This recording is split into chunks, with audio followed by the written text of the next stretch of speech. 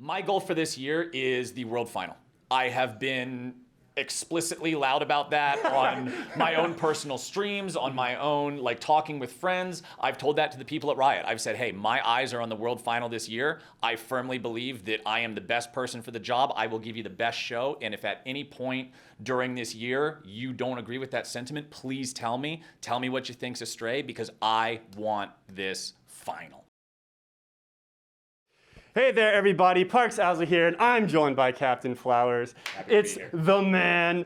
Congratulations. We are back in the studio. It is so exciting to see you. And I must say, it is so exciting to hear you cast in 2022. I feel like you have turned over like a new era, I don't know, of CaptainFlowers screaming at League of Legends. How are you feeling right now, back in the studio and in the new year? It's an adrenaline shot to be back in the studio, to be surrounded by people. Like, obviously, we don't have fans back in the stadium. Hopefully, that can change sooner than later. Like, obviously, everybody's sick of Rona World. Everybody longs for the before times. But just being able to be back, like doing this kinds of stuff, not doing work from home shows, getting back into the studio was great last year. But even more so, it just feels like we're getting back more into our normal flow. The fact that I'm standing here talking to you instead of doing this over a call is huge. It just that alone, seeing the small steps forward, is a huge, like, just reinvigoration of energy on the hope that, yeah, we're getting back to normal. Yeah, but I think that your energy has been incredible over even before this week, even before last week, like during lock-in and everything. And so I kind of want to ask what I know obviously COVID was very difficult for everyone. What has changed for you in terms of your daily life, in terms of the environment here and things like that? And how are you actually feeling like during these casts and in the preparation and that type of thing? I am currently more excited about the LCS than I've been in a long time. And I don't want that to be taken as like, oh, I haven't been excited about the LCS in forever, but just the current state of things with the teams all playing differently, the state of things, like, as people have probably noticed, I feel like we've done more just like stand on their own, out of context, wacky skits in this first month of LCS than we did in the past year. And the feedback around those has been incredible. Obviously, a big part of that is the fact that, again, things are returning to normal. We have more resources, more people to work with. But just everything around here, the entire feeling of this place and this product is so much more invigorated than I felt like it's been ever since the Rona first halted everything and just destroyed everybody's momentum and their focus. So it just feels like everybody's sort of zeroed in, everybody's hyped up. Later on, like, we know that this year is North America's Worlds year, which when you're the host region for Worlds, everybody gets pumped up. You want to be making the best show you can the whole year long. You want that Worlds to be spectacular. You want that Worlds to be epic. For me, I've never done a North American Worlds. The last North American Worlds was in 2016. I joined in 2017. That's how rare these things are, right? Like, North America, we have an unironically unlucky time zone for the rest of the world. So we don't get the World slot very often. But it's coming up this year. I feel like that's got a lot of people excited. The current state of LCS, with things just being wild how they are, has everybody excited. It feels like a badass time to be an LCS fan, which means it's an even more badass time to be an LCS caster. Yeah, that's very true. I know that speaking of Worlds, you took some time off this year. Yeah. You did an interview with Invin Global, talked a lot, which I want to commend, by the way. I really appreciate when people are so open about their life. And in kind of like hopes of normalizing, hey, sometimes things are tough. Yeah. But so you keep going. Exactly, right? Yeah. It's one of those things where, like, and I, for a long time, especially when I was younger, teenager, early 20s, I'm 31 now for context. But, so yeah, like 10 years ago, I was very much don't talk to anybody about anything, suppress your emotions. If you feel anything negative, the proper way to deal with it is bury it deeper down. Like, that's just how I approached everything. But especially within the past couple of years, with everything in the grinding to a halt and just everything being so shit for so long, I got to the point where I was like, okay, I actually just feel this cataclysm of despair all the time. And I can't go on doing the bury it down, fake it till you make it type of thing. So I'm just like, you know what, screw it. We're just gonna be point blank honest with people. Hey, Captain Flowers, how you doing? Pretty bad, man. Pretty bad. Not gonna lie to you. And it just, honestly, it helped me open up. It feels better to be able to at least be honest with people and say, hey, I'm not doing great. And that's what led me into taking the time off for Worlds. And I did it, that was not a decision that I made lightly. I was thinking about that day and night, wake up thinking about it, go to bed thinking about it, like for months. Like pretty much since I think I started thinking about that in like before Summer Split started. Like during MSI. Right, like at the end of MSI, it occurs in your mind, hey, Worlds is the next big thing. And I was like, I just feel like hell walking. This is trouble for me. And so I made that decision, and one of the factors that went into that decision is just how long it takes me to recover from when I mess up my schedule like that, when I'm just in those trenches. And I was like, I want to be the best version of myself for 2022, because 2022 is North America's World's year. That is the most important thing on my calendar. That is the most important thing on my radar. And I was like, if I have to sacrifice this remote show Worlds to set myself up to be better and be the best in 2022, then so be it. That is what I will do.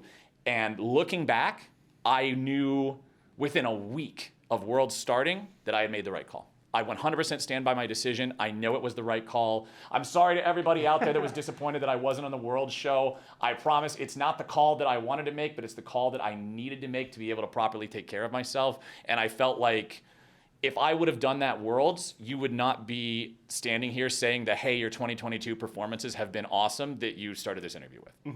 Well, I'm really glad that you did. What was it like, okay, you said that you noticed it a week in. Yeah. Obviously, you still casted Worlds on your own, like a day late, which was pretty entertaining from like an outside perspective, because you would get on Twitter and be like, oh. Yeah. Whoa. I had to be very careful with social media stuff. Yeah. Very careful. So that was kind of like a fun other thing that happened because of that. What was it like then in the moment? So I will say, so I'm going to answer this question as a content creator as opposed to an LCS caster, because for all intents and purposes during last Worlds, that's what I was, right? Like I'm a full freelancer now. I'm not on Riot's salary. I work with Riot on the days that you see me on the LCS, but other than that, I do my own thing. So during all of last Worlds, I was just CaptainFlowers, not an LCS caster. And during that time, I was having a good time with it, but man, as a content creator, I hate that 24-hour rule about the Worlds Rebrand. I hate that rule so much. I understand that it's Riot's product and it's their IP and they're free to do with it what they want. There's probably a bunch of like commercial and corporate reasons for it. But as a person and a content creator, Lord, I hate that rule.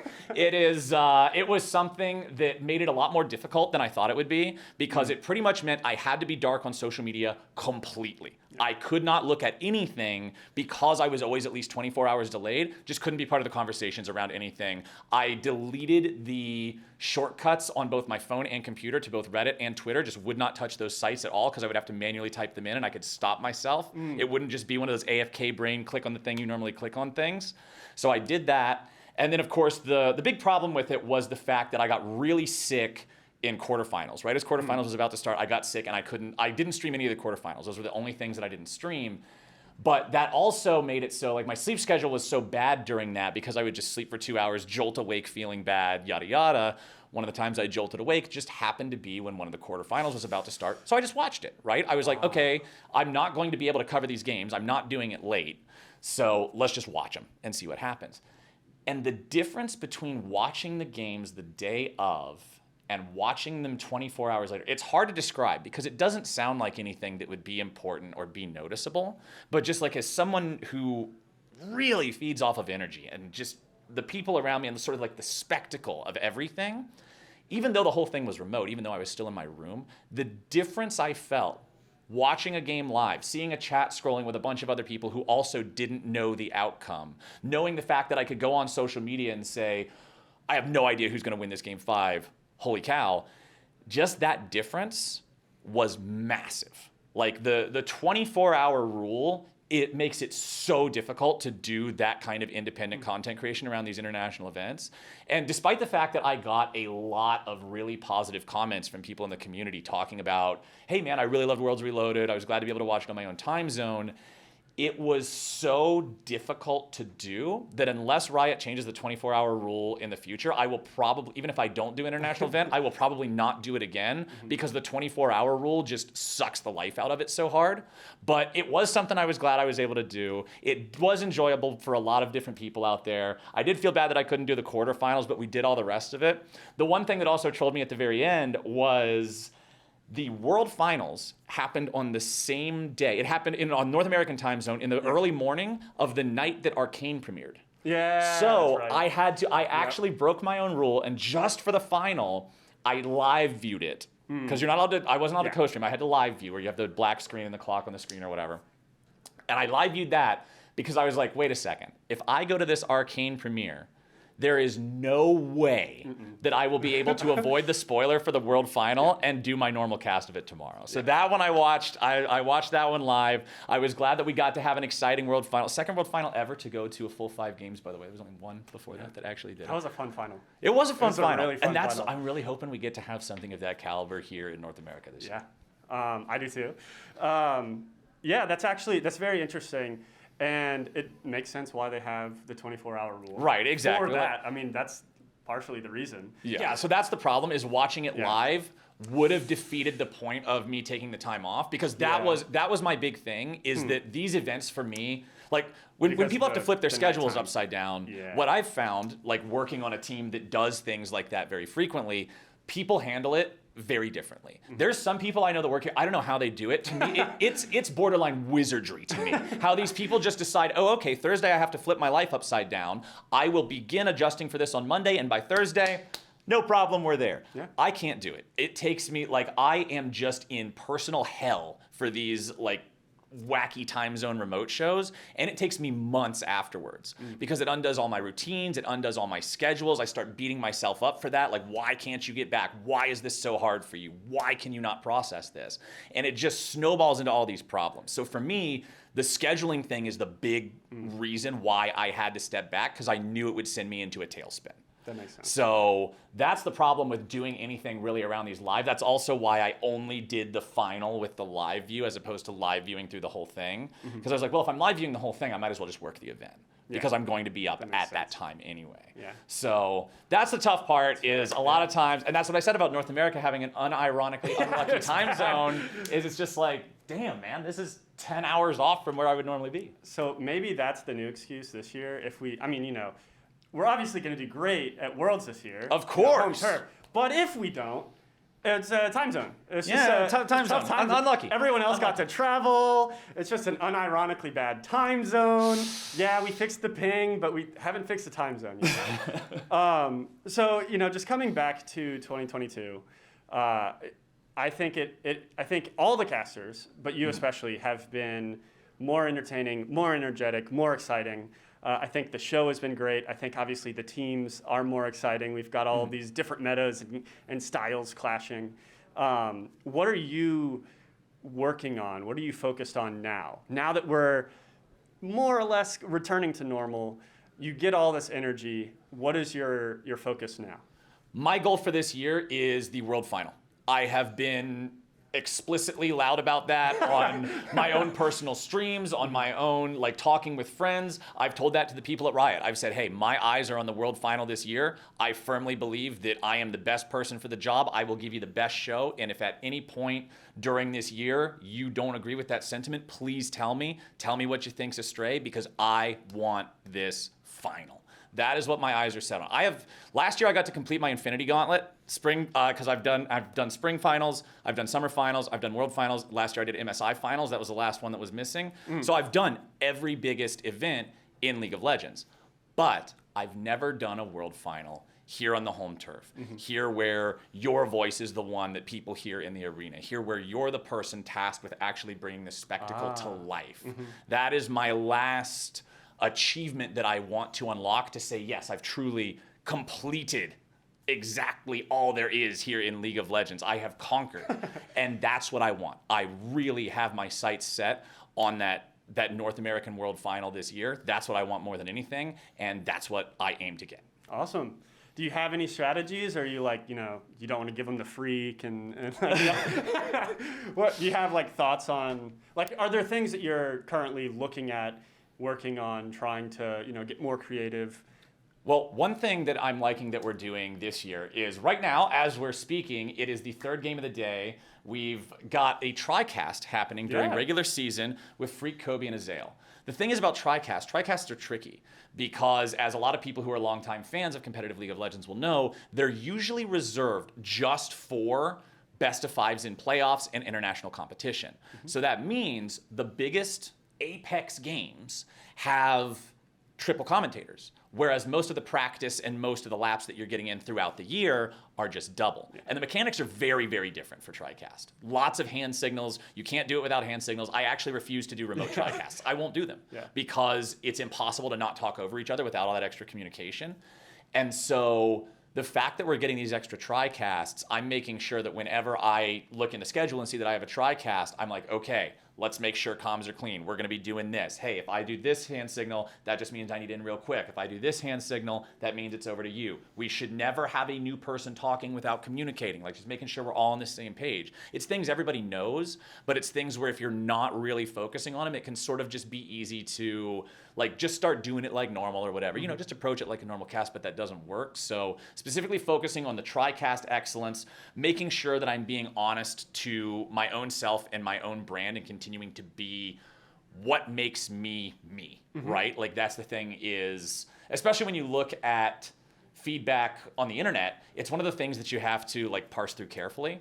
And I actually am so fortunate that I have a really easy example to make of that right now, because we just got off of the game that was TSM versus Immortals. Immortals are winning for 30 minutes. Like I for a second I was like, wait, should I spoil this? And then I realized this is going to be coming out later, so it's not a spoiler. It's not a big deal. Hopefully anyway, they've watched it. Yeah, hopefully if you haven't watched the game by now, if you haven't watched the game by game. now, you're not going to watch the game. Anyway, so Immortals is winning for 30 minutes. TSM has a crazy comeback at the end. And of course, a lot of the comments in like the live discussion thread on Reddit and things like that are just shitting on the game and saying like, oh, they weren't able to close it, or oh, that wasn't clean or whatever. But for me, I always think of the emotional over the logical when I'm casting. That's just how I cast. I'm not saying it's objectively correct, but for me, it's the right way to do it because it's honest to how I feel.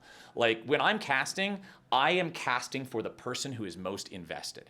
I am casting for the TSM fans in the trench that feel like their org is ready to just completely bottom out and just feels like shit and they don't know what to do and they're losing. The losing streak's greater than it's ever been at the start of a split. And even if it wasn't a clean game, even if you were losing for 90% of it, coming back and having that hell yes moment when your 6-item Jinx just gets to win the final team fight and win the game, and it's this seeming Hail Mary pass from your own 10-yard line to win the game, that's incredible. That's the emotion that I want to go for. And I know there's going to be some people who say, oh, well, that's too much. He turned it up to a 9 for a regular season game between the bottom tier teams. And you know what? That's fine. That is the way that they perceive it. And for those people, that's honest to them. But I will happily disagree till the end of my days. Yeah. So just having the confidence in myself, having the faith in myself and the way that I do things to continue being the best version of me, that's what I'm sort of focusing on independently. And then specifically the TriCast thing, like I said. Awesome. I love to hear that.